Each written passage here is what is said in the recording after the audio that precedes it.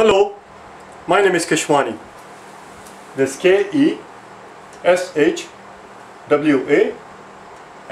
Keshwani. We are here because we want to prepare for the GMAT. We have been solving GMAT math problems out of this book here, GMAT Review, the official guide, the 13th edition. If you do not own this book already, purchase one immediately. You're going to need it. The problem that we are about to solve is the one that you will find on page number 283. Please turn to page number 283. Today is our lesson number 120, and the problem that we are about to solve is number 95, the very first problem in the second column.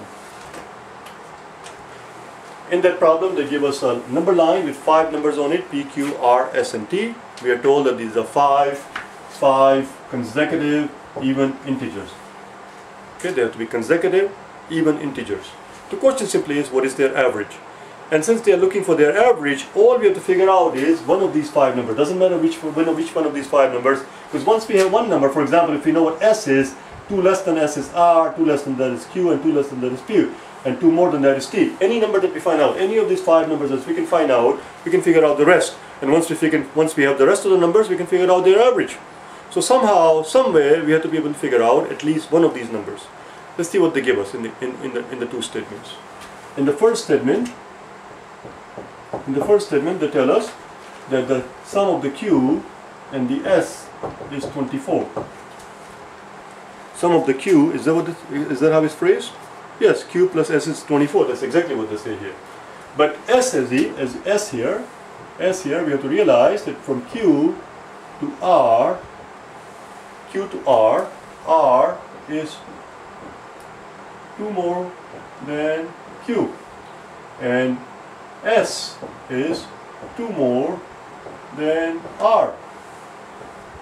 Each time we move up, we're moving up 2. So the difference between Q and S is 4. Therefore, S is, whatever Q is, 4 more than that.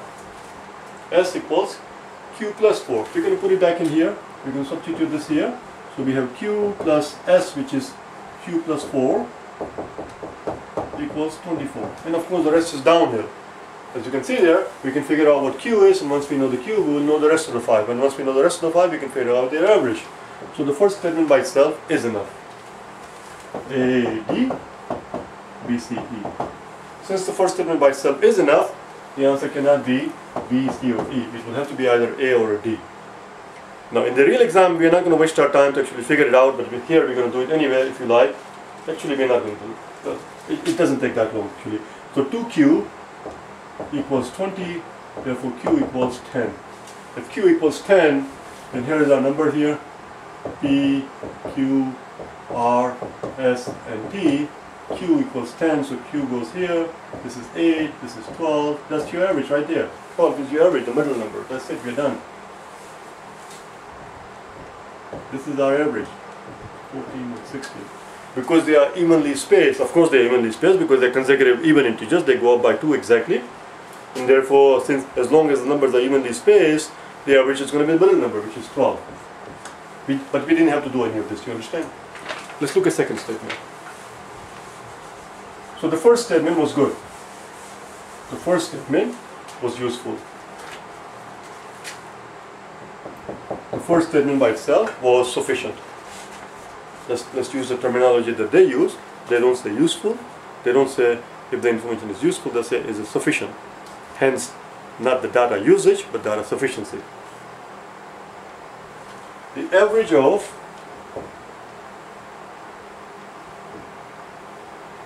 Q plus R is 11. Well, if the average of two numbers is 11, then what number divided by 2 is going to give us 11? The answer is 22. Their sum must be 22.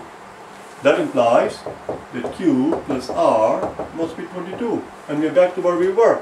What's the difference between Q and R? Q is 2 less than R. Q is 2 less than R. Or rather Q is 2 more than R. Right here. Q is 2 less than R. Sorry, it's to the left here. It's right here. R is 2 more than Q. R is 2 more than Q. So we're back to where we were. Once we substitute this R here, we'll have Q plus 2 equals 22. And once we know the Q, we can figure out the rest. So the second statement also is enough by itself. The answer is D. The answer is D. So 2q equals 11 and 2q equals 20. 22 minus 2 equals 20 and q equals 10, which is just as well because that's exactly what the value of the q was in the first statement. They never contradict each other. So if you find that based on the work that you do, based on the information that is given in the first statement, you found the q to be 10, and based on the information that is given in the second statement, you find the q to be something other than 10, well, something has gone wrong, because they always agree with each other. They never disagree. So q is 10, same as before, and therefore we can figure out the average. The answer is D, as we said. And that's all. I'll see you tomorrow, okay? Bye now.